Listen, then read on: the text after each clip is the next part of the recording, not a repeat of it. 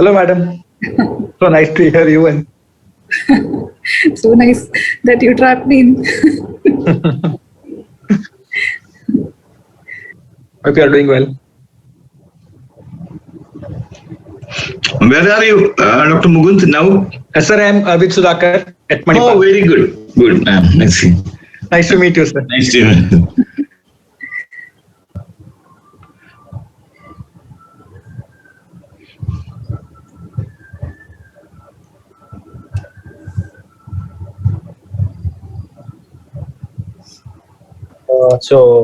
We'll start, ma'am. We'll start, sir. Yeah. I think that almost all of them, most of them have joined. So if Rahul, Yes, sir. So we start the program, sir, with your permission. Recording in progress. Very good evening, one and all present here. I welcome you all for the PG Bonanza webinar series, the initiative which we have started along with Dr. Sudhakar Rao. And today we have a very important topic and eminent speakers and moderators for this session. Being the host of the program, I would just request everyone to keep themselves muted. If you have any queries or suggestions, please put it in the chat box and that will be addressed by speakers and panelists. I now hand it over to Dr. Sudhakar Rao to take these proceedings further. Over to you, sir. so good evening all. It's my pleasure to introduce again Dr. Zulfikar sir, who had last week given a very awesome talk on Eisenmenger and a very interactive session with students, and most of them liked it, and we had a very good feedback from the students also. This time we have a session on the spotters in pediatric cardiology. This is very important because now most of the exams are based on this final stage of the exam is based on the spotters, and most of them may be from the some of them may be from the pediatric cardiology X-rays or some interventions or the echos. So we have with us Dr. Deepa madam, who will take us through that. So I would like to welcome Dr. Zulfikar sir, and I would like, before handing over to Dr. Mukund to introduce ma'am, I would like to tell that we have around 8 to 9 volunteers for this session. If anybody wants to volunteer, they can just message in the chat box so we can make them with the co-host, so that the other on the spot they can do volunteer for the spotters. Otherwise, if we do not have, we will rotate with the same volunteer a second round, if that is fine. So, Dr. Mukund, over to you. It is nothing less than an honor for me to introduce my own colleague, Dr. Deepa. We are DAME students together and have never seen a more passionate student of pediatric cardiology. And I'm sure you will all agree with me in a short while that she is the most generous teacher as well. And she always used to say that her motivation in pediatric cardiology was Zulfikar sir. So we have sir as moderator as well. And so we'll straight away walk into the talk. Welcome, Deepa madam. Thank you, Mukund. Pleasure to be here with you and Sulfi sir. Shall we just start? Go ahead. Yeah. Yes, ma'am. I think I'll. So, Dr. Kanhai, he can take the first. Ma'am, can we, if there are more than can we have initially two? One person can take two spotters. Oh, yeah, fine. Yeah. Okay. So that again and again I have to remute themselves, means it will be an interruption for them. Fine. Okay, fine. You've given 1, 2, 3, 4, 5, 6, 7, 8 people. So I shall be asking from them. Okay. Yes, ma'am. Yes, ma'am.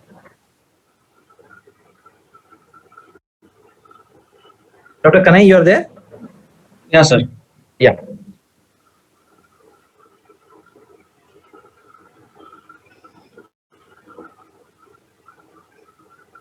So we are starting off with Dr. Kanai. So this is an 8-month-old who was referred as severe LV dysfunction, and considering the pandemic that is raging, he was treated as post-COVID myocarditis with steroids, and as he was not improving, he was referred to us to evaluate for other causes of ventricular dysfunction. So what do you think about this echo? Am I audible, Kanai? Yeah, LV appears looks severe dysfunction visually or with LV dilated with secondary MR is there. LA is also appears dilated, and mitral valve mobility is also looks restricted. So before I go on to the next slide, I will tell you, yeah, you've found out most of the findings, but I'll tell you how it is to be, how you have to report it. You have to see first, it is a transthoracic echocardiogram, apical four-chamber view, showing dilated and dysfunctional left ventricle. It seems to be global LV hypokinesia with maybe some wall motion abnormality of the lateral wall. We are not sure. There is significant mitral regurgitation, moderate to severe mitral regurgitation. And did you notice something here? This is very, very important. Okay, what is that? Is you notice here? Is my arrow seen? Yes, Yeah, yes, yeah. yes. What is that you notice here?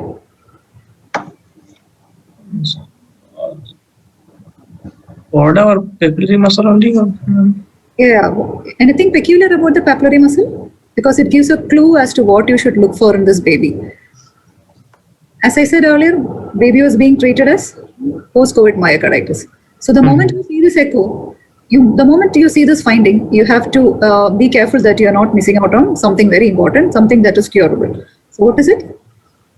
This is scarred and hyperechoic anterolateral papillary muscle. Okay, doesn't look too hyperechoic in a normal child, normal infant. So can you comment on this ECG? Same baby. Yeah, this is ECG, limb lead ECGs. We can see the Q waves in one AVL with some ST elevation in one AVL, like lateral leads, and the reciprocal depression in 3 in AVF.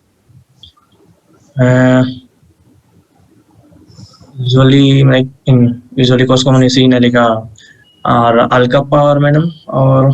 Okay, so again, when somebody asks you to read an ECG, it's always, just quickly, even though you may have only a few seconds, you say normal standardization, you start off with whether it is sinus rhythm or not, you look at the P waves in one and AVF. Okay, even though you have to say it, even if you have short amount of time. Okay, so you have to mention whether it's sinus rhythm, you have to quickly mention the rate, you have to mention whether it is regular, then you have to mention your findings one by one. Like is there any PVR, PR interval? Okay, you've got all the findings right. It's a very deep Q in one and AVL, right? You have to call it deep because it is so deep. So deep Q in one and AVL with ST elevations in one and AVL with ST segment depression in the inferior leads. Limb bleeds also, we'll not spend much time on it. So limb bleeds also has got significant STT changes. So with this history, echo and ECG, do you have some diagnosis in your mind that you should roll out when you do a focused echo? One we commonly see like Al-Kappa severe dysfunction with MR. Yes, severe dysfunction with mitral regurgitation, with a scarred hyperechoic lateral papillary muscle on echo, with all these typical ECG findings. Okay. So, can you describe this? Same baby. Yeah. This is short axis view for the transaortic echo, mainly to see the coronaries. We can see the coronary same for a red color, it's showing the blood retrograde going to the pulmonary artery. Okay. So again, I will say that if I were shown this echo, I would try to say it as a transthoracic echo, parasternal short axis view, showing the short axis of aortic valve and also short axis of the pulmonary valve. So why we are trying to get a short axis of the pulmonary valve, I'll explain to you. And what you said is correct. It is retrograde flow from the coronary arteries into the pulmonary artery. And this long thing that you're seeing is the LMCA. It is dividing into LAD, and the red flow is the circumflex. Red distal flow is the circumflex. So as you rightly diagnosed, it is what? Al-Kappa. So why do we try to get a short axis view? Just quickly I'll mention, so that when you do echo for an Al-Kappa baby next, you should try to get this short axis view of the en-face view of the pulmonary valve as well. This is to identify which sinus the coronary artery is arising from. So what is this sinus called of the pulmonary artery?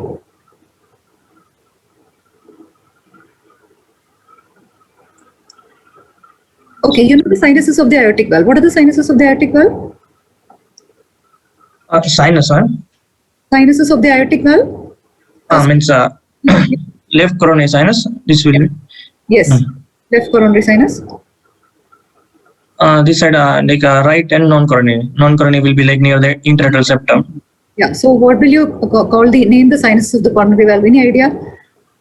It's got surgical importance. That is why. Okay. So actually, you have two facing sinuses and one non-facing sinus. Okay. And even though Alcapa is a very, very rare disease, even more rarely it can arise from non-facing sinus. So when you're doing an echo, you have to show the surgeon that it is arising indeed from the facing sinus to make it much more easy for the surgeon. Very rarely it can arise from the non-facing sinus. Okay, we'll go on to the next case. So case 2, I think you'll be taking this as well, right? So this is a 1-month-old baby with severe left ventricular dysfunction. No cause was found on routine echo. So baby was referred for further evaluation. Can you describe? Yeah, this is same transthoracic echo, suprasternal view, showing the aortic arch. Here we can see that there is an obstruction is there. Or probably like there is a after that there is a continuous flow is there. After obstruction, we can see in color flow. Maybe coarctation of aorta is commonly present with severe aortic dysfunction at early age, 1-month-old. Okay, so it is suprasternal long axis view showing the aorta, arch of aorta. You can see one big arch vessel and a smaller arch vessel. You're not sure where the subclavian is. So this could be a juxtasubclavian severe coarctation of aorta. Okay, so what are these measurements and how are they important?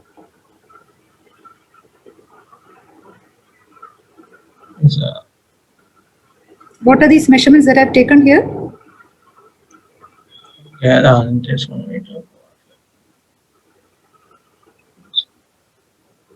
Like arch, that size, that after the subclavian artery, the coarctation segment it is. So when you do an echocardiogram for any aortic disease, okay, proximal or distal, what are the measurements that you usually take, starting from the aortic valve? Yeah, aortic wall, like aortic annulus. Yes. Then ascending aorta, transverse like arch. Before that, aortic annulus.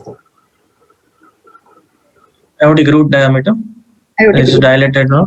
Maximum of the sinuses. Okay. Then after aortic root. Sinotubular junction on the aortic. Which is very important. Then the junction that ascending aortic part, proximal aorta. Ascending aorta, where would you measure?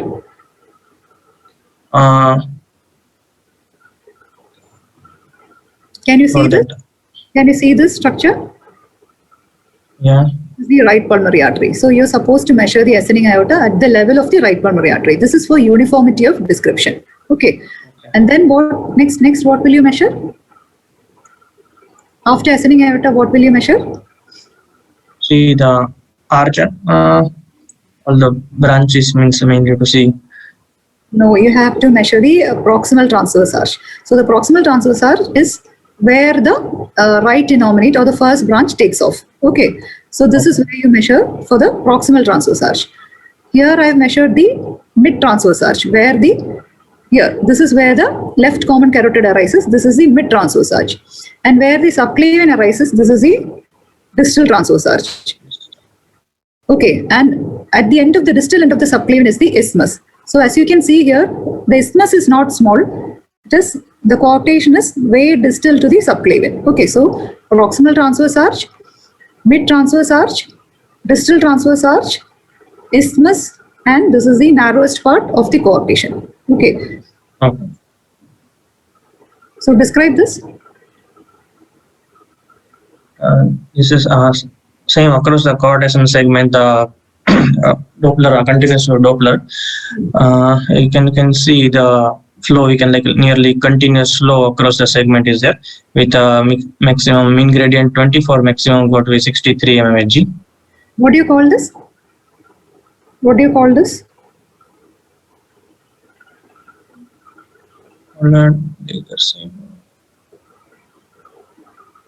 What is the most important part of this trace? What is the most Diastolic part means it's continuous in diastolic. What is it called? Diastolic tailing. Yeah. called diastolic tailing? And of the two figures, 63 and 24, which do you think is more important? Is mean gradient 24 more than? Yeah, actually, all are important, but this what corresponds to your pullback gradient in catheterization. So, what pullback gradient would induce you to intervene in a coarctation? More than 20 we are going to win, no? Yes, more than 20 is considered. More than 20 we have to consider. What do you consider severe? More than 60? More than 60. No, more than 30 is considered severe. Okay, more than 20 is considered significant. More than 30 millimeter mercury is considered severe. So, is there any situation where you have really tight coarc, but you don't get a good pullback gradient? Maybe you get hardly some 5 or 10 millimeter pullback gradient, but you realize it is a really tight coarc by looking at it. If What is collaterals are there. Yes, one condition is when you have a lot of collaterals. Next. Or LV dysfunction means. Yes, these are conditions, two main conditions where you may not get a good pullback gradient. Okay. My slide is not moving.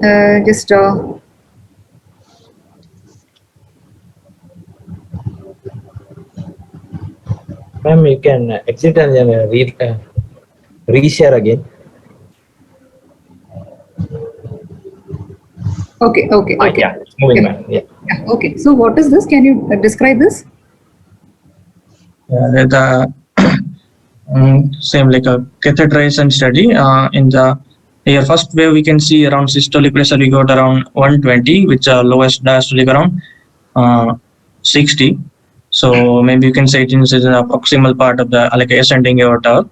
Then there is a pullback of catheterization, and the systolic peak has become around 90 followed by 60. So what do you think it is? So where do you think we have taken this pullback, and what are the probable differential diagnosis?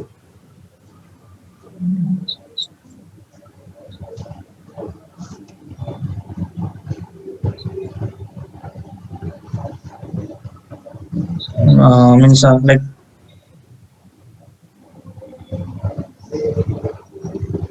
means super above the means a proximal part of the ascending aorta, or we can say somewhere in the aorta, and you have pulled it across an obstruction. So what are the differential diagnosis? Supravalvular raise or coarctation. Yes. So you can't say proximal aorta, distal aorta. You don't know. Yeah. You only know that it is a pullback gradient probably across the aorta. It is unlikely to be pulmonary artery because pressure is so high, and the tracing also resembles more of an aortic tracing. Okay, so it is a pullback gradient across the aorta, and it could be a supravalvular aortic stenosis or a coarctation. Who is the next person?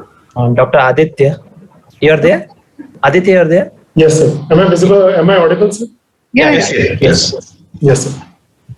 So, can you comment on this angiogram? This is a angiogram in the PA view, AP view, showing dextrocardia.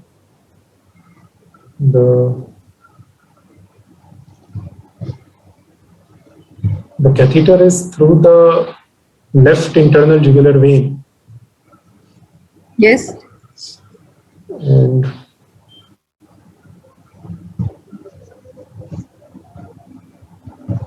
it is going through a left-sided superior vena cava and opacifying both the pulmonary arteries.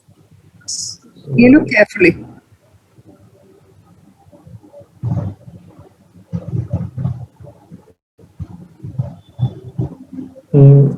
Yes, ma'am. It's RSVC connected to both.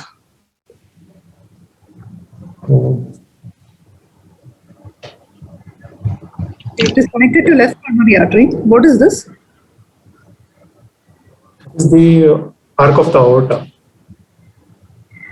So there is a communication between the SVC and aorta. It's emptying into? Sorry.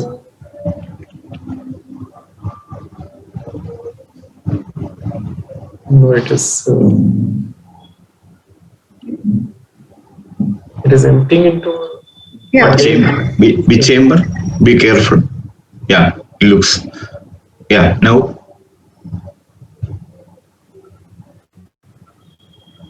It is emptying into a ventricle. Yes. Yeah, it is an atrium. It is emptying into an atrium. So what would it be Okay. that is connected to left SVC and emptying into an atrium?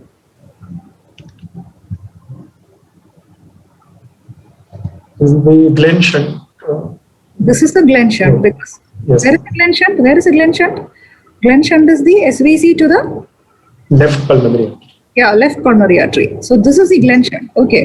Yes. And where my pointer is, that is the Glenn anastomotic site. What is Yes. the vein?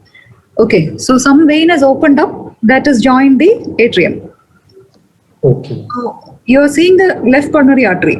You have to Yes. see that you are not seeing the right pulmonary artery clearly. Are you seeing the pulmonary artery clearly? Right pulmonary artery. No, ma'am. So Uh, what about this, Sanju? Same child.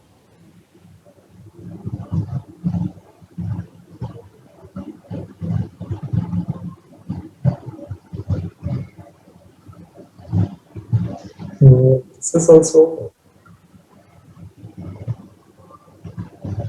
same when the catheter is through the IJV into the left superior vein, selectively opacifying the left pulmonary artery. Now the catheter has been passed into the left pulmonary artery. Okay. Yes.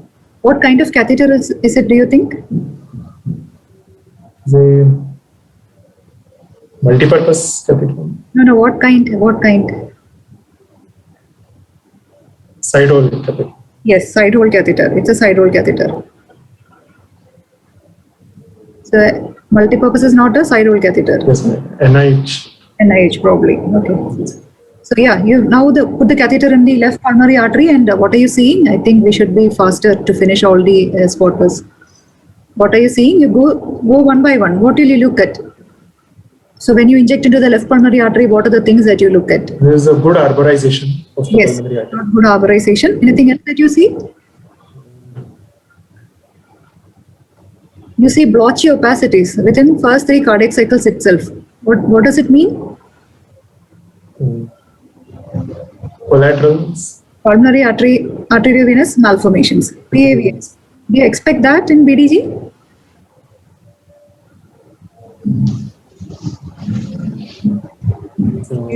Yes, ma'am. Yes. Why?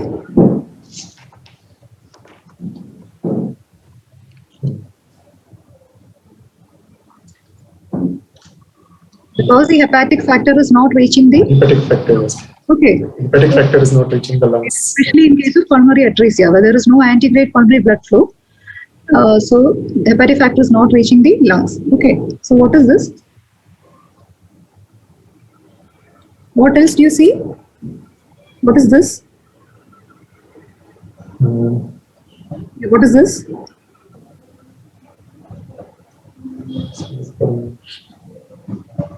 Pulmonary veins.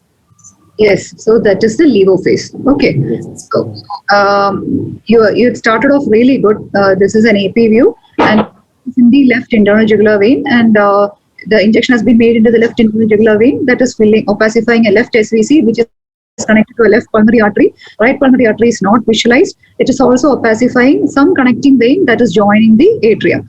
So usually when you have a left SVC or a right SVC that is really big, then you don't expect a what?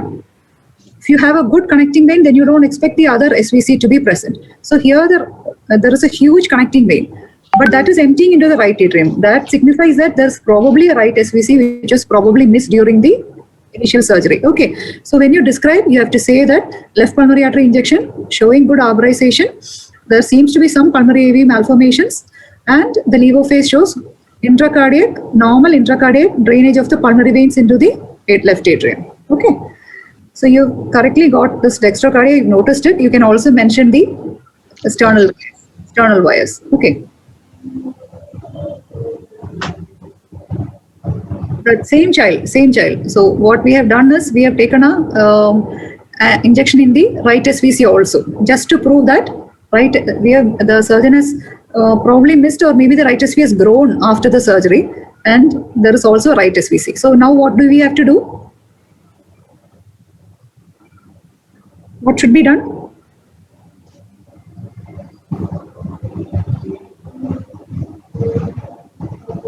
I think he has lost connection, ma'am. Okay. Yeah, so if there was a right pulmonary artery, we would have had to connect this to the right pulmonary artery and completed the Fontan. But this is not a good Fontan candidate because there is only one pulmonary artery. Shall we go to the next case? Yes, ma'am. Yeah. Dr. Dipanjan, you are there? Yes. Yeah. Dipanjan, okay. So can you describe this? Ma'am, this is an angiogram taken in the AP view. We can see that there are external wires which give evidence that this is a post-operative patient, and the force of the catheter is probably from the descending thoracic aorta to the arch of aorta, and we can see that there is a shunt from the arch of aorta, probably arch of aorta, which is flowing into the right pulmonary artery. So probably a right-sided modified BT shunt. Okay, so why do you call it a modified BT shunt? Because the classical would have been end to end. This is side to this side. Yeah, subclavian artery to they would have connected the subclavian artery to the pulmonary artery. But here you have connected a Gore-Tex tube. Okay, so anything else? So this is the angiogram. So there's some stenosis, I think, on the left pulmonary artery.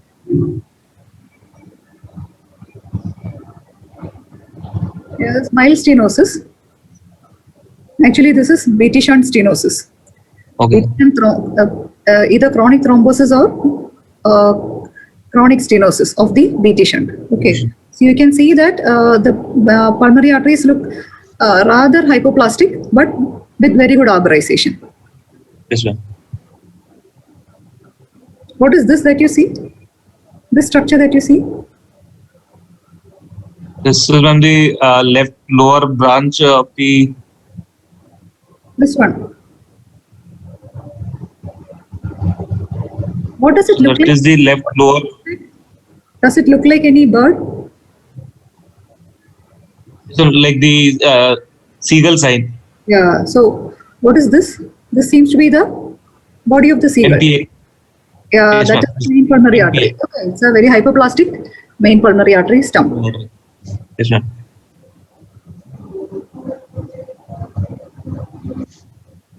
Can you describe this?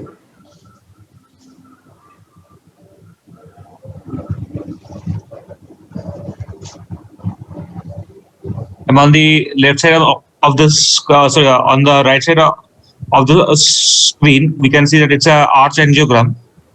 Yes. It is pausing. You want me to pause? No, it's getting stuck in between. No. I've stopped this because you say this first.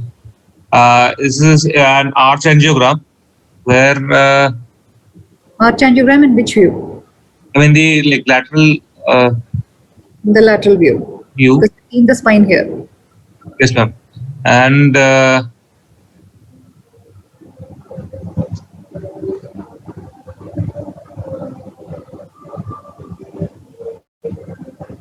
What all structures seem to be filling? the arch, the carotid arteries, Yes, you're seeing the arch filling. Then, and then go down. Yeah. There is a PDA which is connected from the base of the from the infusors of the arch to the pulmonary artery, probably.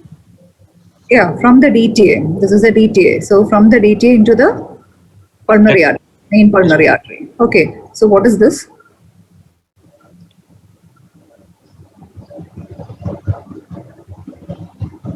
What is this? This is, ma'am, the MPA stump. Yeah, it is a valvar pulmonary atresia. There are well-formed sinuses. Well-formed sinuses. So it is a valvar pulmonary atresia. Okay. Valvar pulmonary atresia. It's not an MPS term. Okay. Okay. So what is this branch? This is, ma'am, the LPA. Yeah, this is the LPA and RPA is overlapped. So Yes, ma'am. what has been done? We are trying to stent the PDA. Not tried, no, stented. Yes, ma'am. Stent. So, in what condition do you expect? This is like the normal PDA in an otherwise normal child. Yes, So, ma'am. in what heart disease do you expect this PDA? Straight from the DTA and easy to stent. In which heart disease? I mean, top. You expect this kind of PDA in a pulmonary atresia intact ventricular septum. Okay. Yes, ma'am. Okay. What is this, Deepanjan? This is, ma'am, we have taken the access from the left axillary artery, Yes. and we have entered the arch. From the Yes. arch, we have put a wire to the duct, and we have parked it into the RPA. And in the the second video, the stent has been placed in the PDA. Yes, so this looks like a long segment pulmonary atresia. You see the difference. There is no well-formed pulmonary sinuses. There is no pulmonary valve seen. This is a long segment pulmonary atresia. And the PDA was inserting in a peculiar manner into the confluence near the LPA origin. Okay, so so this PDA is from the undersurface of arch. And this I showed because people wanted to see PDA stenting. So this is from the undersurface of arch. The other PDA was from DTA. So if it is from the undersurface of arch, we have to use an axillary approach. And what kind of heart disease usually has a PDA arising from undersurface of arch? The pulmonary atresia with Pulmonary atresia with VSD. VSD. Okay. The variant, top variant. Okay. Yes. So next, who is taking? Dr. Danish, you're there? Dr. Danish, you're there?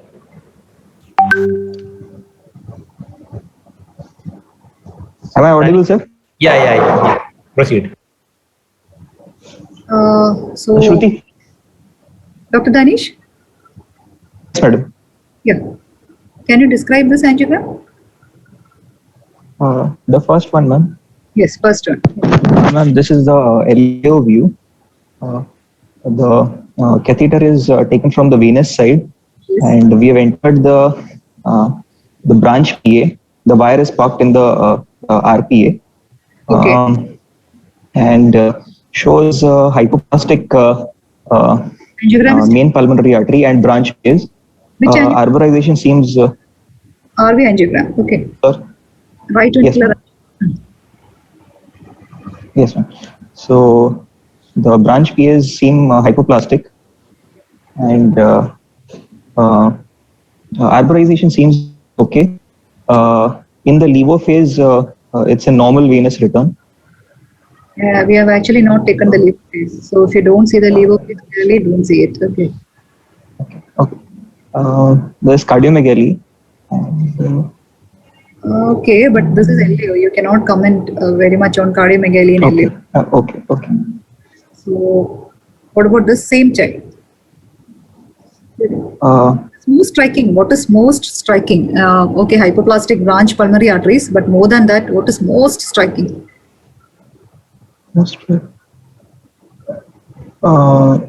valvar PS. No.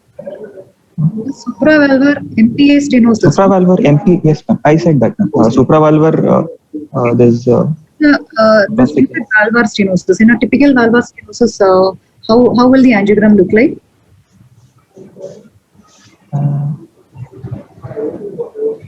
Ma'am, post-valvar dilatation. Yes, but the valve itself, how will they look like? Doming. Thin. The valves will be thin, pliable, and doming. So, Yes. this doming, do you see it in systole or diastole? In systole only, ma'am. distally. So, have you heard of reverse doming?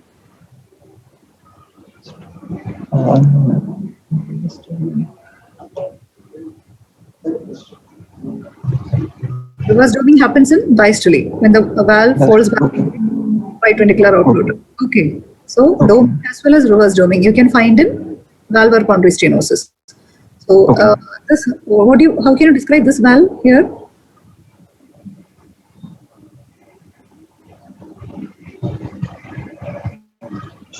The valve leaflets look very thick and dysplastic. Does it matter as an interventional cardiologist, to an interventional cardiologist, does it matter? All these findings on angiogram? Yes. Would not be very dysplastic one may not just intervention. may not yield. Yeah. So Yes. where is the, I mean, how do you think it matters when you're doing pulmonary valvotomy?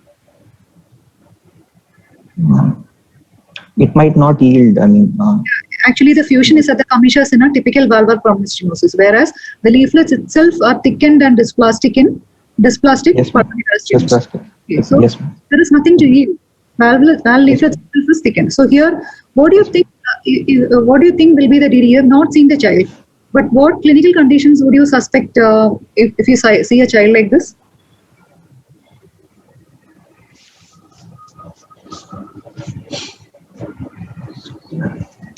Noonans, ma'am. Noonans. Okay. Noonans. More than Noonan?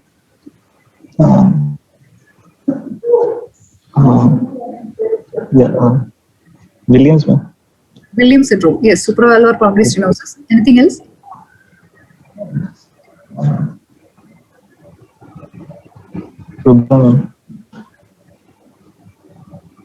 Anything else with diffuse hypoplastic branch PAs? Congenital rubella.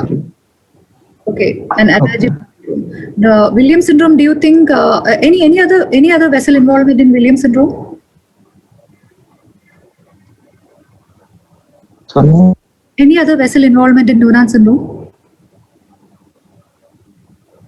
No, Williams syndrome. Sorry, Williams syndrome. Williams. Yes, ma'am. Any other? Williams, ma'am. Yes, Williams. Supravalve. Is there any problem with my connection? Am I audible? Yeah, you're audible. You're audible, ma'am. I think his end there is some interruption. Slight. Danish, you're there? Danish, probably did not get your question, the last part of your question. Probably you can. Yes, Danish. So you mentioned the supravalvular pulmonary stenosis in Williams syndrome. Any other vessel likely to get involved in Williams syndrome, which is more common actually, more typically described in Williams syndrome rather than pulmonary stenosis? Supravalvular AS, ma'am. Yes, supravalvular AS. So, what is the natural history of supravalvular AS and supravalvular PS in Williams syndrome? Any idea? When you counsel a mother, the parent. Supravalvular PS will improve over time. Yes. Whereas supravalvular AS, something will have to be done. Okay. Yes. Okay. Good. Very good. So you're taking the next case also. Okay, ma'am.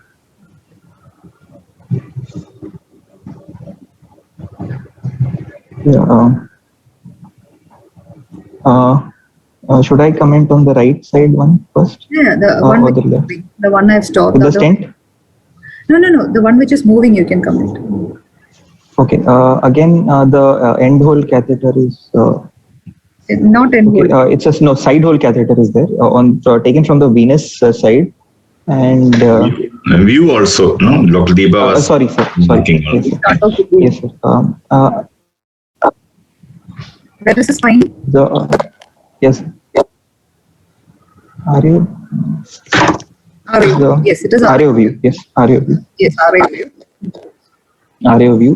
Filling the ventricle, catheter which probably catheter is gone. Course of the catheter? Course of the catheter from the inferior vena cava to the atrium to the ventricle, and angiogram is done. What does the ventricle look like? It looks like a coarsely trabeculated ventricle with good contractility. and the ventricle is filling. Yes, filling. Filling. I think it's not very clear, but probably filling both the great arteries. Yes. So the bigger artery is the Aorta. Yes. I don't know how it is, but it looks okay to me. I can see it quite clearly. So this is the severe subvalvular pulmonary stenosis. Okay, severe subvalvular pulmonary stenosis. This is what is seen in usual Tufts tetralogy fellows, typical tetralogy fellows. VSD. Severe subvalvular. Okay. Sorry. So what has been done? RVOT stenting. Right ventricular outflow tract stenting has been done. So what is the indication for right ventricular outflow tract stenting? Usually, what is the indication? If there is a mandibular stenosis. So it's the first option. Surgery is done. So in conditions where surgery is not feasible or amenable, what are those conditions?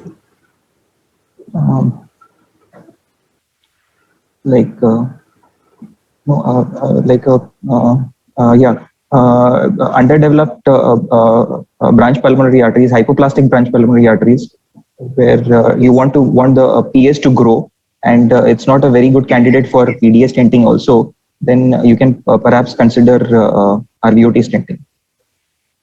Yes. So that is one most important indication when a child comes in very severe spell in a very bad obtunded state, when the child is not a good surgical candidate, you can consider for RVOT stenting. So it's usually done for very hypoplastic branch pulmonary arteries to try to make the PAs grow. Yes. So what do you think, is a RVOT stent better or a BT shunt better? Ma'am, there have been studies done comparing the two, but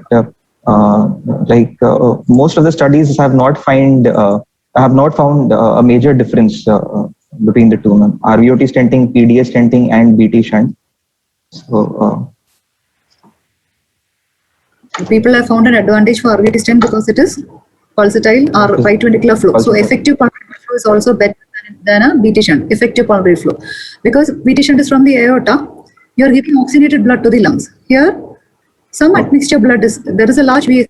Obviously, it is not the perfect blood to the perfect QEP, but at least you are getting some desaturated blood into the pulmonary artery rather than fully saturated blood into the pulmonary artery through a BT shunt. Okay. Yes. So that is effective pulmonary blood flow. Effective pulmonary blood flow. Okay. And next person. Dr. Harnish, you are there? Next person or Dr. Harnish, you are there? Yes, I am here, sir. Good evening, ma'am. Good evening, sir. Good evening. So,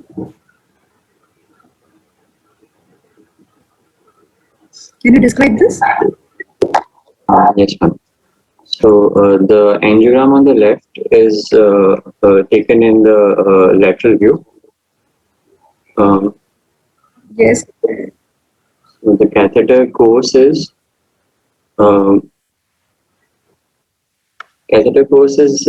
from the arterial side.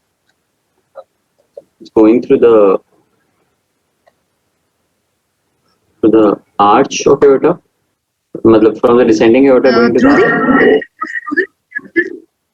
catheter course through the catheter course is, ma'am, from the descending aorta to the arch. Arch. Do you think the arch goes? No. The catheter course is. The arch is seen elsewhere, no? Yes, sir. Yes, sir. Yes, sir. Arch is seen in the Leo phase. So the catheter course is from the venous side. Yes. Through the right-sided atrium and ventricle into the pulmonary arteries. Yes. And so which pulmonary artery could this be? Left pulmonary artery. Left pulmonary artery. Okay. Yes, ma'am. You don't choose lateral view for right pulmonary artery. You don't see it longitudinal and the longitudinal section. Okay. Yes. You see it on first. Okay. Yes. So What are you? yeah. So there is flow into one of the chambers from the left pulmonary artery. From the left pulmonary artery Into one of the cardiac chambers, ma'am. what do you call this injection?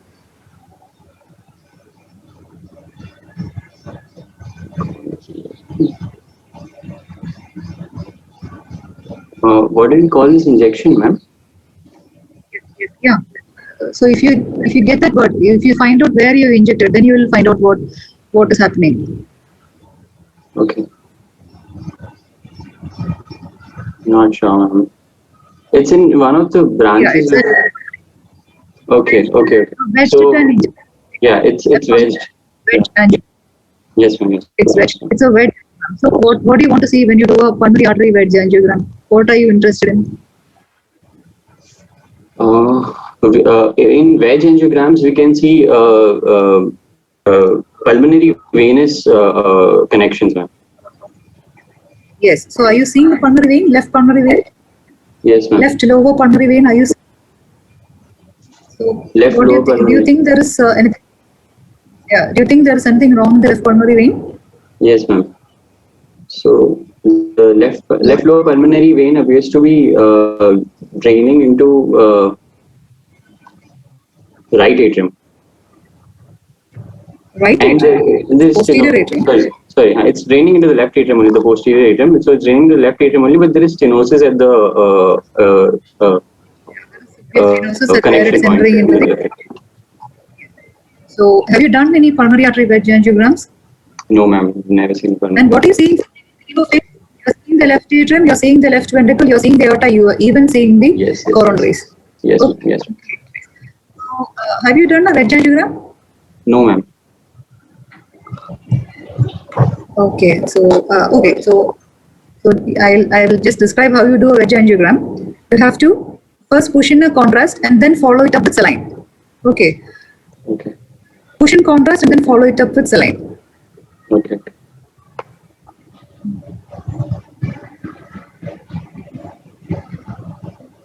So what about this? Same person, same child. Yeah. So this is an angiogram taken in the AP projection. You can see the sternal sutures. Slightly RAO, spine is slightly to the right. Yeah. Again, the catheter is wedged into the branches of the left pulmonary artery. It's a wedge angiogram. No, this is Sorry, into ma'am? the. Into the Where right. is it wedged? Right. Right. Yes. Okay. And we can see the right lower pulmonary vein. And it appears to be normal. The mild stenosis of the right pulmonary vein also. Mild This was stenosis of the a right post-EAP with recurrent stenosis of the pulmonary venous ostia. Okay. Okay. Can I ask anybody else in the audience how they do a pulmonary wedge angiogram? How is that they do the chasing with saline?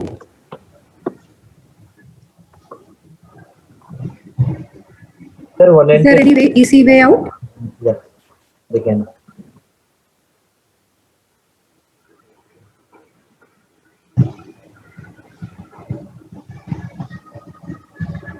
Otherwise, I can just describe. Okay. First we draw in saline, some 5 ml saline on the syringe, keep it vertical, and in that vertical position, we draw in contrast also.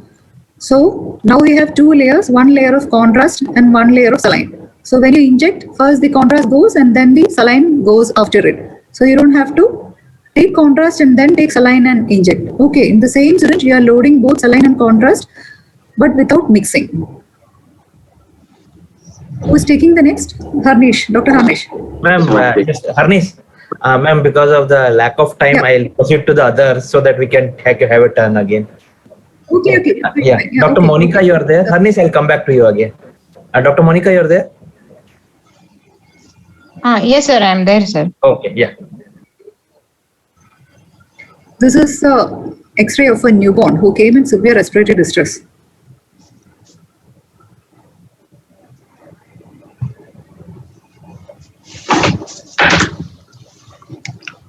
not able to see very clearly, ma'am. But Sulfi sir, what do you think, sir? Yeah, I saw the, let's try. It's a chest X-ray of a newborn baby, Monica, and you can see the heart shadow. And what about yes, the sir. lung? You Yes, sir. Yes, sir. concentrate on the lung also. So what is happening overall?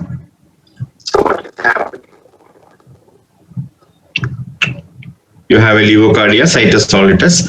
Heart size is Situs solitus, levocardia. Heart appears to be normal size, right? normal sized. So what is wrong with the lungs? In the newborn, when they come with the respiratory distress syndrome, we think about HMD and all. Along with that, some other heart problem, which is correctable. There have been many suggestions from the chat box. Over to you, Diva. 1 second, sir. Is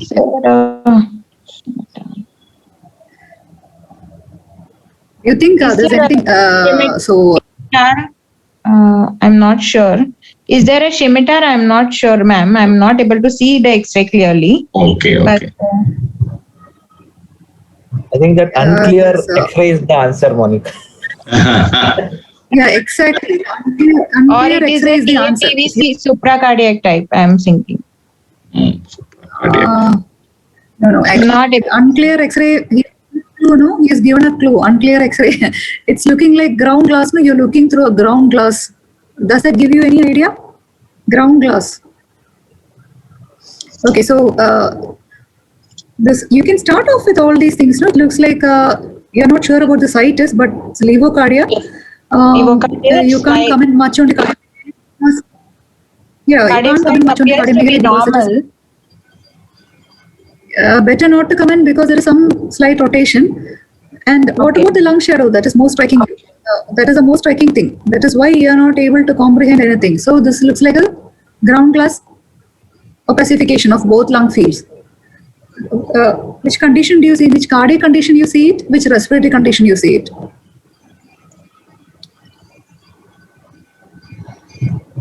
It's an obstructed TAPVC. Okay. Yes, ma'am.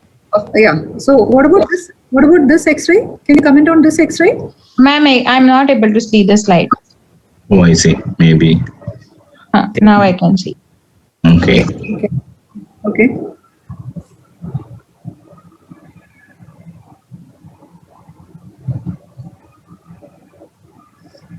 Can you start off with situs? Yes, ma'am. This is a chest X-ray with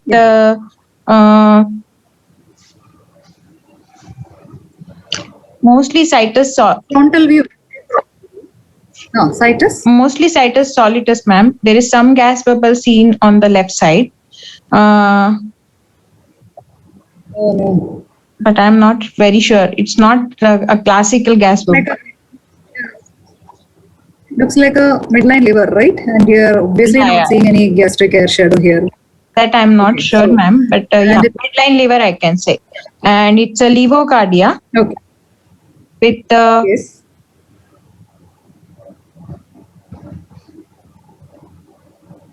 Again, what do you see? This is just to drive it into your brains, okay? Just to drive it. Just you fix this ground glass thing in your brain. If you see it, it should ring warning bells, okay? So this is another obstructed TAPVC. You see this ground glass, you go with the idea that this baby probably has an got an obstructed TAPVC. And you combine it with a probable heterotaxy, that is situs ambiguous, you have a very bad combination, okay? Okay, just CT, the same baby, okay. What is this? This is supracardiac type TAPVC. No, don't stay like that. You read this. You can. Huh? Yeah, slow. Yeah, what are the findings? What are your findings? So it's a situs.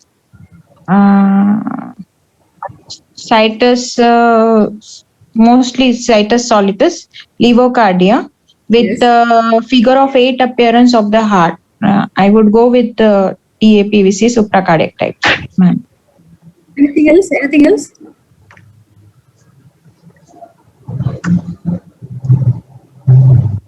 lot of other findings. No? So much increased pulmonary blood flow. Yes, ma'am. But there is not much pulmonary venous hypertension. So what would you finally put it as?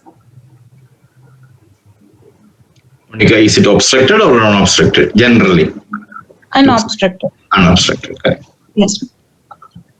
Okay. So can you define the borders? What is this border? Yes, ma'am. That is SVC.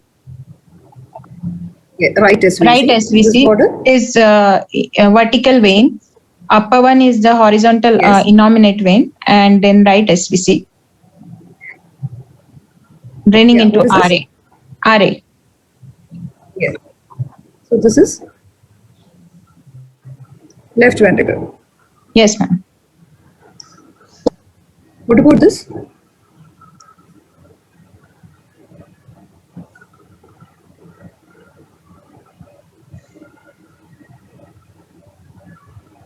I think Monica can. Scimitar syndrome with because of the sequestrated lung and fibrosed lung, the heart is dextroposed. So mostly it is Scimitar syndrome, ma'am. Hypoplasia of Yeah, the actually, right lung it is always and Scimitar.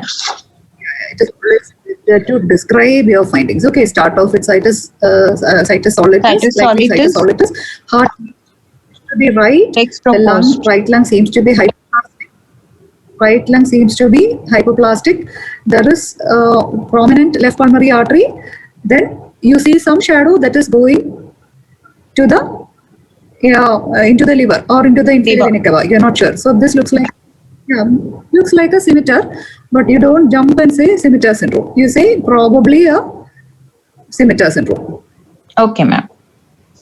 When I say it is a scimitar syndrome, these are all the components of the scimitar syndrome. There has to be right lung hypoplasia. There has to be anomalous PV drainage into the IVC. There has to be touch the position of the heart. Okay, so all of this together form the scimitar syndrome. Yes, ma'am. Who's next? Dr. Shravan, you're there? Shravan Kumar? Oh, yes, sir. Yeah. Shravan. Hi, sir. Right? Yes,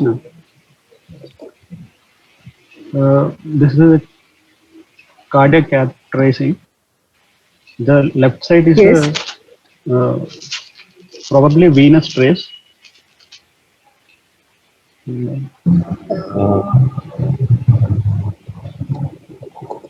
The pressures in the maximum is up to 20.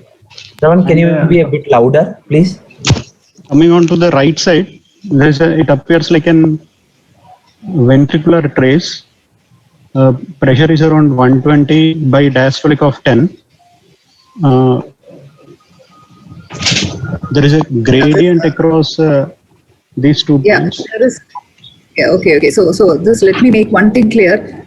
You thought this was a pulmonary venous trace, but do you see this trace to begin with? Yes, ma'am. Yeah, that is not a pulmonary venous trace, no. So it could be a pulmonary arterial trace. Distal pulmonary artery. And what is this? Pulmonary artery, and coming across this might be a ventricular trace. So there is an obstruction across the pulmonary artery to the ventricle. What is this trace? Is there any difference between this trace and this trace? The last 4 beats and the... There's a diastolic, this probably the distal part is a diastolic, there is almost a 0, 5. This could be a diastolic, this could be proximal pulmonary artery, this could be the right ventricle. So there's a gradient between distal pulmonary artery to the proximal pulmonary artery, and from again infundibulum to the right ventricle. Okay, so what he's trying to say is this is a distal pulmonary artery trace. Okay. And this is called the venturi. Okay, always remember this is the venturi. That is when you're pulling the catheter across a stenosed segment, you have this venturi. Okay. You see this code upward facing segment. That is a typical feature of a venturi. You're pulling the catheter across a stenosis. Then you come into this trace. What do you think this trace looks like? Is it an arterial trace or a ventricular trace? Its diastolic pressure is around 10. So it could probably be a ventricular trace. You don't identify it by diastolic pressures. You identify it by looking whether there is a dicrotic notch. Okay, whether there is an A wave. Okay, so there is a dicrotic notch. So it is a pulmonary artery. It is an arterial trace. Here you find a wave. So that could be so here you're starting off ventricular trace. Okay, so let me explain this to the other residents. So this is a distal pulmonary artery. You have a systole and a diastole. You are taking the catheter across an obstruction, tight stenosis. You're having a injury. You're still in the pulmonary artery you can diagnose it by the tracing here. You're still in the pulmonary artery, and then from the pulmonary artery, you're jumping back into the right ventricle. So how do you identify whether this is so what is the diagnosis? It could be top, madam, with infundibular and pulmonary artery stenosis. Where is the infundibulum seen? Where is infundibulum?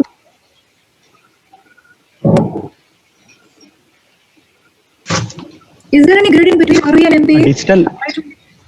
Is there any gradient between main pulmonary artery and ventricle? No. There is no gradient. Do you expect a gradient between main pulmonary artery and tetralogy of Fallot? Yes, ma'am. So what is the diagnosis?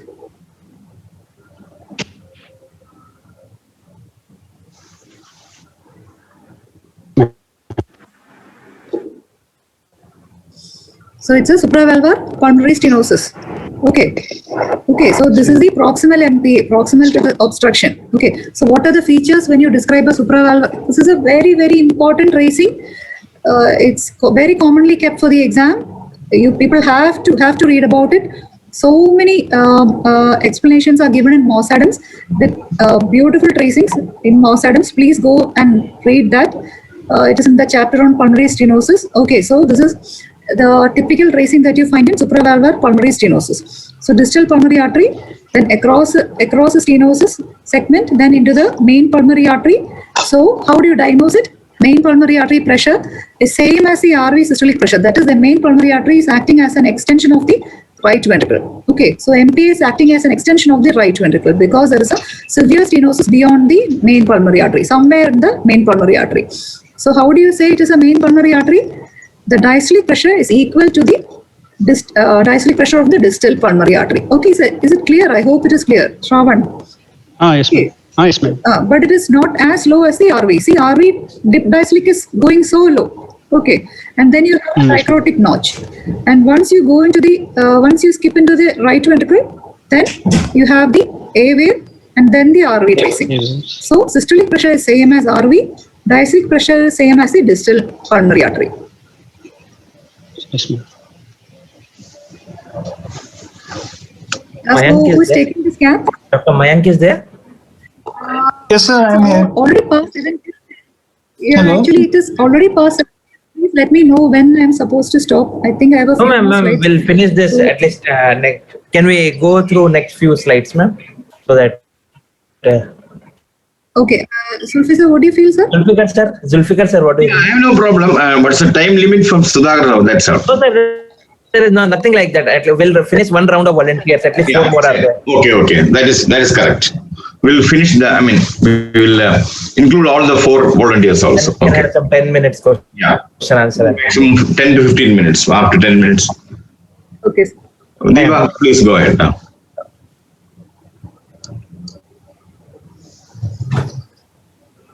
Mayank. Yeah, good evening, ma'am. Yeah. Just can you interpret this? Just read the case and give me your thought.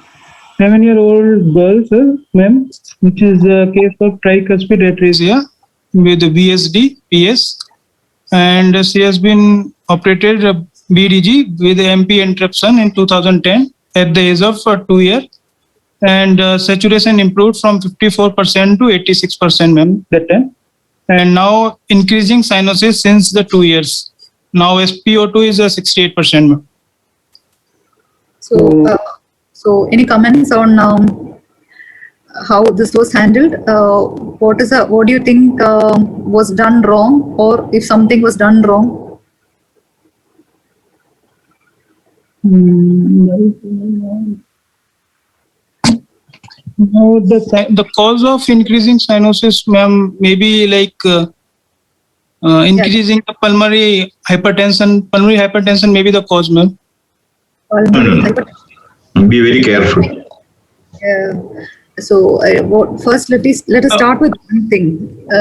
This baby has had a surgery at 2 years, and saturation was 54%. Okay. Yes, ma'am.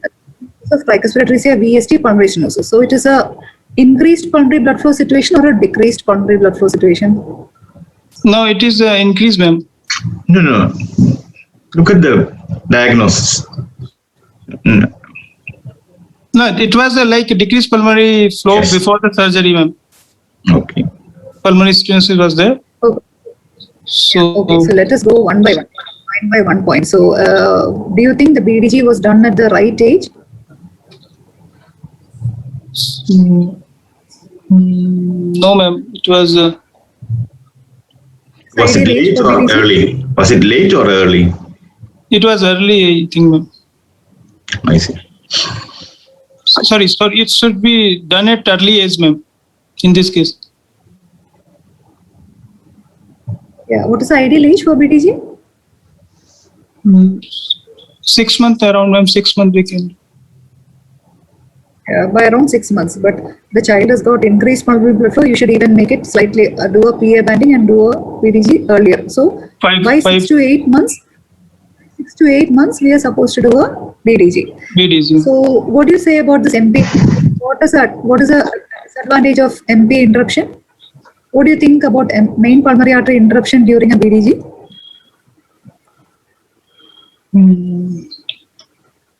Interruption. I think you may not have seen many BDGs. Okay. Yes, ma'am.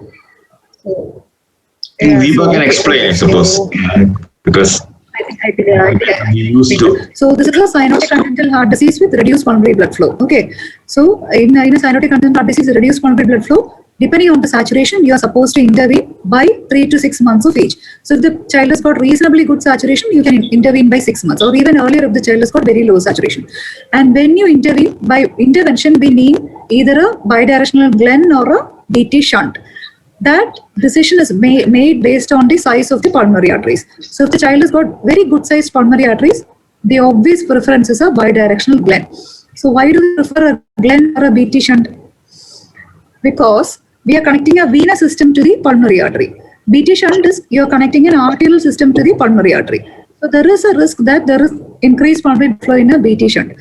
And another disadvantage is that it is effective pulmonary blood flow is not good. Whereas in a Glenn shunt, the effective pulmonary blood flow is good. That is, desaturated blood is going to the pulmonary artery for oxygenation. Okay, the good thing about advantage of doing a BT shunt is that it will make the PAs grow. But if you already have a good enough PA, you don't have to do a BT shunt. So BDG has been done, but MPA interruption.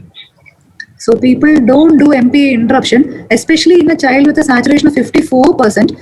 We know that the child is having very low PA pressure. So nothing is to be gained by MPA interruption. What is the disadvantage of an MPA interruption? You are preventing any hepatic factor from reaching the lungs.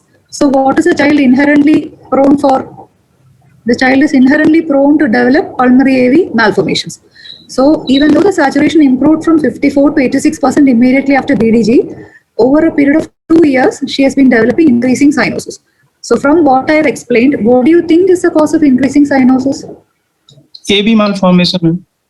Yes, so she is developing extensive pulmonary AV malformation. Some children develop PAVM very early on. Okay, so this is a CAT data. Can you just discuss the CAT data? Yes, ma'am. In right atrial mean pressure is a 14 mmHg, and right pulmonary artery mean pressure is a 19 mmHg, and left ventricular endostolic is a 14 mmHg. So there is an increase in the right pulmonary artery pressure from right atrium to right pulmonary artery pressure is 19 mmHg, ma'am. Then saturation in aorta is 45. No. So RA and RPA, they're not connected. Okay, so what do you think about the RA mean? Is RA mean increased, ma'am? Increased. Yes, it is very much increased. Okay, what about the right pulmonary artery pressure of 19 millimeter mercury in a Glenn? Are you happy or unhappy?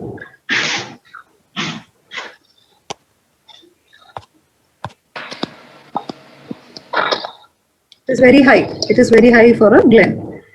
Okay, so yeah, coming to the saturations. In aorta, it is 45%, ma'am, and pulmonary artery showing 43%, and right and left pulmonary artery showing like 73 and 46. So aorta and right and left pulmonary vein is having right pulmonary is 73 and left pulmonary vein 46, ma'am. Is your comment on that? Aorta and pulmonary arteries. There is a connection between So, a tricuspid VSD-PS. Tricuspid VSD-PS comes under what category of cyanotic congenital arteries? It is an admixture lesion. So, in an admixture lesion, you expect the aorta and PA saturation to be equal. Okay. Equal, ma'am. But what are you worried about here? Severe hypoxia. Okay. Yes. Yes, ma'am. Only 5%. And are you concerned about the pulmonary venous saturation? Yes, ma'am. What is a normal pulmonary venous saturation? Around 90%. More than 90%. More than or equal to 98%. Okay. 98% is normal. And less than 98 is abnormal. Okay. So it is way below normal. What is the cause? Here is a AV malformation, maybe. Yes, pulmonary AV malformations causing desaturation in the pulmonary. So do you have any idea what we can do for this baby child? Child will not withstand a Fontan completion at this stage. What can we do as an interim measure to stabilize? We can do create a AV fistula, arteriovenous fistula. Okay. Okay. To provide sympathetic factor to the lungs, you can give a brachial or radial arteriovenous fistula. Okay. Who's taking the next? Dr. Rohit Rai is there? Yes, sir. Rohit? Yeah, Yes, proceed. sir. Yes, sir. Yes, ma'am. On the left is a left side. We can see a ventriculogram with a venous catheter through the IVC. This is the AP view, and from the IVC to the RA to the RV, and it is probably a. Careful. Don't assume anything. So IVC to atrium to the venous atrium to a chamber which is smoothly trabeculated, probably. Yes, it is smooth. It's probably a left ventricle. Okay. And the catheter less trabeculated, and the catheter is a balloon tipped catheter, and then it is ejecting into another into a pulmonary artery entry, and both the pulmonary arteries, followed by both the pulmonary arteries, and in the both the pulmonary. I didn't understand. No. This is the main pulmonary artery, and then the left and right pulmonary artery, ma'am. Yeah, it is emptying into the pulmonary artery. Yes, seeing the confluent. Yes. Anything else that you are seeing? Anything else you are seeing? Only the pulmonary artery?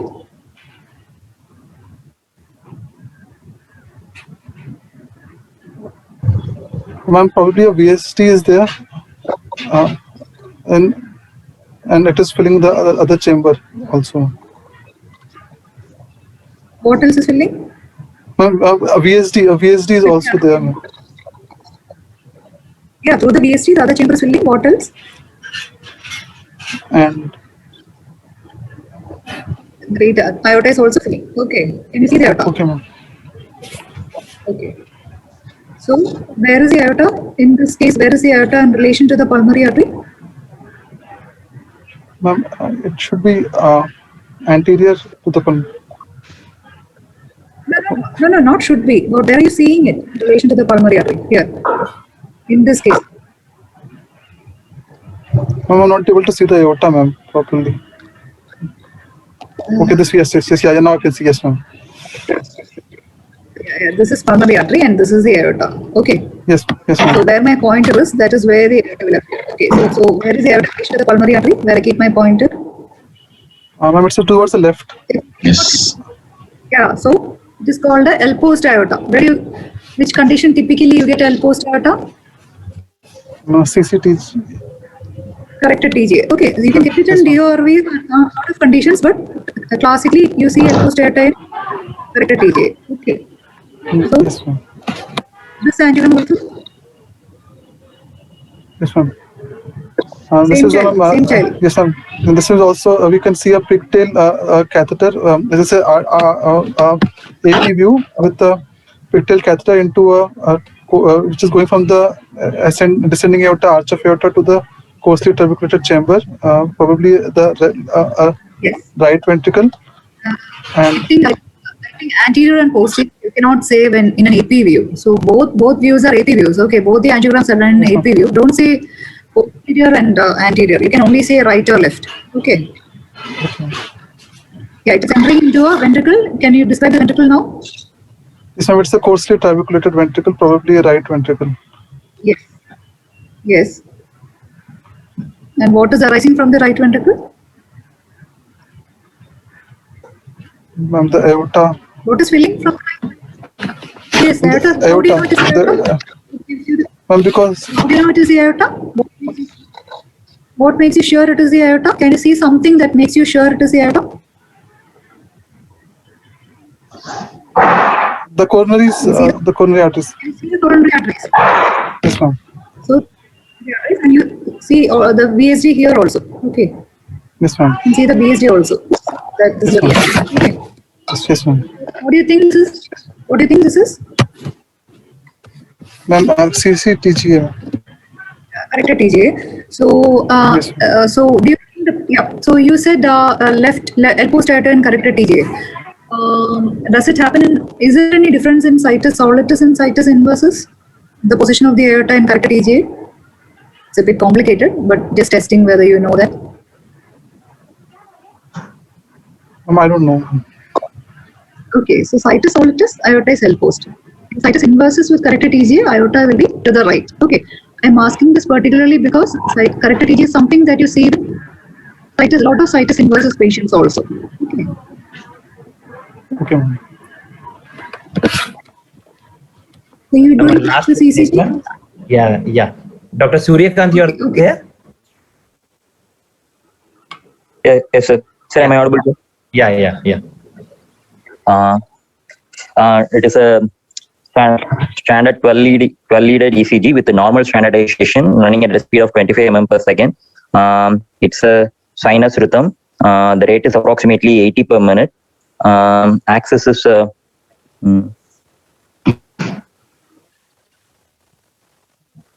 around. What about P? Right axis? What about P? PR interval? Right axis deviation. Right axis. Wait. What about P and PR interval before you jump to QRS? Okay, ma'am.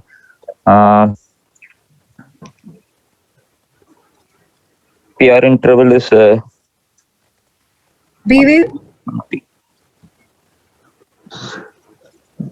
Biphase. Yeah, this kind of peak doesn't qualify for tall P, but it's a peaked P wave, but doesn't fit under right atrial abnormal. Okay, PR interval? PR interval is around 120 milliseconds, madam. Okay. Then you come to QRS. QRS axis is right axis deviation, evidence of right ventricular hypertrophy as evidenced by monophasic. Madam? What is the QRS axis? Right axis, but can you say the approximate? No, not extreme. No, I mean not extreme. 120. You look at AVRNs, approximate. 120. Around 120. Okay, plus 120. Do you have to say plus or minus? Oh, plus 120. Plus 120, madam. Plus 120. We are able to see the evidence of right ventricular hypertrophy as evidenced by R bar S ratio more than 1 in V1. With the hello. You can call it a monophasic R in V1. Monophasic R. Stereotype. Okay. I am able to see a stereotyped QRS complex. Stereotyped QRS complex. It's better not to use those kind of words. Monophasic R in V1. Stereotyped. Sir. Similar. Stereotyped, because this is usually that term is used for another congenital heart disease. But anyway, very careful. Okay. This is not that kind of ECG. Okay. Be very careful with this terminology. Okay. So this is RVH with strain or RVH without strain? RVH with strain, madam. It's a secondary hit RVH with strain. It's a suprasystemic. Diagnosis? I don't say suprasystemic. You can't say suprasystemic. So what is there the is no probable evidence up diagnosis? to. Yeah, so probable diagnosis, what would you put it as? Madam, right ventricular pressure, I can say it's a pressure overload right ventricle. Yeah, it's most likely severe valvar pulmonary stenosis. Stenosis, yes, madam. Severe pulmonary stenosis. Yeah. So, do you have any idea of RV systolic pressure from this tracing? Yeah, madam. Provided the age of the child is less than 18, we have to multiply the amplitude of the R wave into 5. Provided there should not be any ventricular septal defect, or the age of the child should be less than 19 to calculate that from the R wave into 5. The clinical, ventricular septum should be intact and the age should be less than. Okay, if it is satisfied, we can. How much do you think it is here? 20 to 60. Amplitude of the R wave in V1 into time, 80. 80, Around 100, no? 100, 80. So, actually, so it is 2 to 20-year-olds, you can apply this. That is what older books say. Okay, so over for today, is that it? Yes, ma'am. Yes, ma'am. Is there one more person there? Volunteers? I think almost all volunteers are done. One set is done, sir. We will have maybe another class, sir. Okay. Right. Because still some madams spotters are left, so we will have it for another class. No. Madam agrees. Yeah, she will agree. Don't worry. We will make her agree because it's important. Can I just add one point on that stereotype QRS complex, because someone mentioned it? Please, Mukund. Yeah, that I don't know who answered it. For stereotypical QRS, the pathophysiological abnormality is absence of a septum. So you don't get a clear transition in recorded leads as you go from V1 to V6. So in this ECG, you can, if you see close enough, you can see the septal Q waves in V6 and also in V5. So once you see them, any ECG in congenital heart disease, you should see ventricles are inverted or not. And that is a clue is given by septal Q waves. In this ECG, septal Q waves are clearly seen, which suggests that there is a septum. That itself excludes the diagnosis of single ventricle. I agree that morphologically, most of them are monophasic R or with septal or very small S wave, except in V1. So you tend to call them stereotypical, but conceptually there is a septum in this ECG. So you should never consider that stereotypical pattern in this case. That's all. Okay, sir. And Mukund, in single ventricle, do you see such tall monophasic R? No, that's also unusual.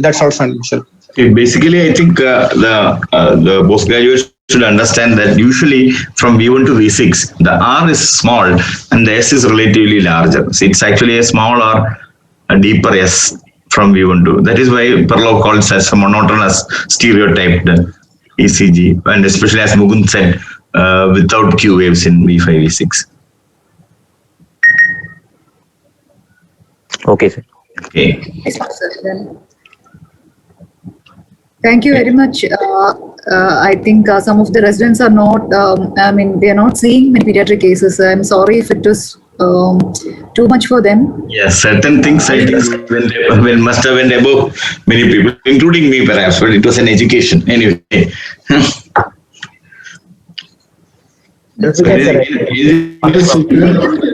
Sudhakar, anything else? Sir, anything from your side, sir? Any discussion? Yeah, I think one or two points I just want to mention is that about that Al-Kappa echo, I think that is a wonderful exposition of Al-Kappa.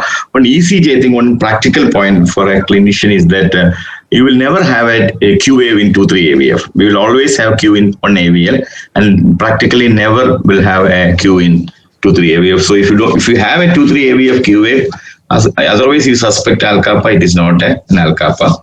Then one question was asked actually by the delegate or a participant: can this aortic stenosis underestimate coarctation? Because we said collaterals and LV dysfunction. So can aortic stenosis underestimate the gradient, Doppler gradient? Deepa can enlighten us on that. Deepa is there? Two tandem lesions in a row. We definitely. Yes, sir. Yes, sir. Am I audible, sir? Yes, yes. Am I audible, sir? Yeah, definitely. Yes. Yeah. Two tandem lesions in a row, sir. In a row can underestimate the proximal gradient. can underestimate the distal gradient. That is also possible. Correct.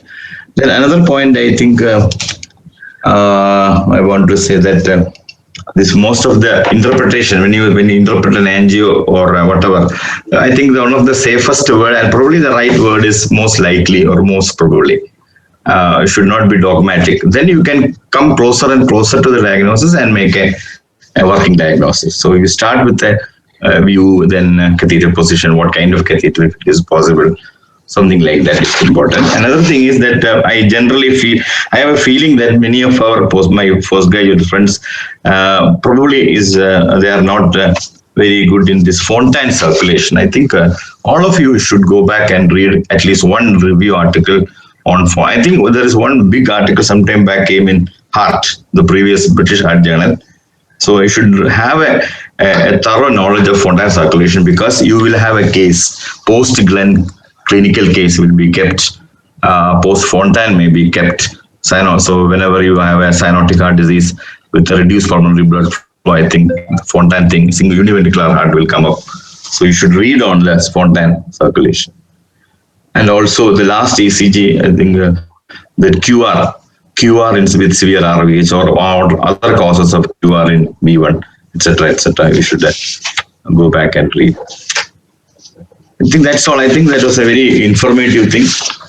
And as I told you, I am a better cardiologist than now after this class. And I once again, I think I have to highlight the Deepa's importance, because generally pediatric cardiologists are introduced as one of the rare species. But Deepa is a rarer species, because people who after pediatrics come to DM and then go back to pediatrics. Most of them will take the other routes. So the route less traveled was taken by Deepa. So that is another wonderful thing. And I'm happy to be associated with Deepa, because both of us were from Chitra, so our alma mater. And thank you, Deepa, for your information, and Sudhakar for your patience. That is very important, right? Because we have overstepped the time by 20 minutes or so. Okay, sir. Okay. Thank you. Thank you. Mukund? Yes, Mukund. I just wish we get more classes like this from Deepa madam. It's an untapped potential, I will say. Untapped resource, correct. Less tapped. Yeah. I'm sure madam will oblige with this. And she has excellent collection. She can actually run 3 or 4 talks like. Thank you so much, ma'am. Okay. So we'll conclude here, sir. Yeah, definitely. Thank you, Sudhakar. We are happy to be associated with Sudhakar now. So we will again interact with each other with or without academic pretensions. Good, sir. Thank you, sir. Thank you, sir. We'll conclude here, sir. Thank you. Yeah, thank you. And thank you to the volunteer for. Thank you. Rahul also very important person. Yeah, Rahul. Thank you, sir. I was just about to say our platform is always available for this academic initiative under the PG Bonanza webinar series. So I heard saying that Deepa ma'am has 3 to 4 topics which ma'am can take. So I would request utilize our platform, and we look forward for your support with Torrent in the times to come. Thank you and take care, sir. Thank you, Dr. Zulfikar, sir. Thank you, Rao, sir. Thank you, Dr. Deepa ma'am, and thank you, Dr. Mukund, and all the participants who have taken their time out of their busy schedule to attend this program and learn from the experts. Thank you, sir. Thank you. Good night, everyone. Thank you.